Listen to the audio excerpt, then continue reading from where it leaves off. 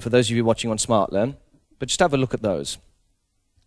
Now, the first thing you should notice as soon as you see those sentences is that there's something missing underneath the sentences. Now, if there was a spelling mistake or a spelling problem, you would normally see some lines underneath, either blue or red, normally a red line underneath to say there's a spelling mistake. And there isn't any, so obviously I'm doing quite well. How about I force the spelling checker to check the spelling of that? So I'm going to move my mouse over to review, and then I'm going to hit right down here, I'm going to hit the button called spelling and grammar check, and it's come back with the message that says your spelling and grammar check is complete. Well, quite a few people would argue with that.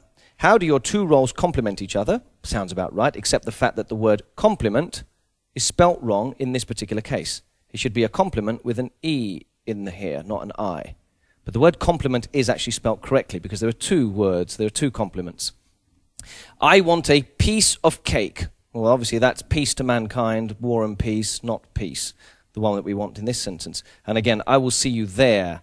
There is spelt right, but not the type of there that we want. So I think you've all got the idea. If you've spelt, if your spelling is actually technically correct, however you've chosen the wrong variation of that word in your spelling, neither the spell checking function in Office nor the grammar checking function in Office will pick up on those, and they didn't before. Now in Office 2007, you can enable an option called contextual spell checking. So what we need to do is we need to go up to the Office button and come down to Word Options, which is here, because we're using Word. If you were using another tool, it would be in there. And once the Word options have appeared, up near the left-hand side, you'll see a whole series of options here, or menus for which we can make changes in terms of the options. If we go to Proofing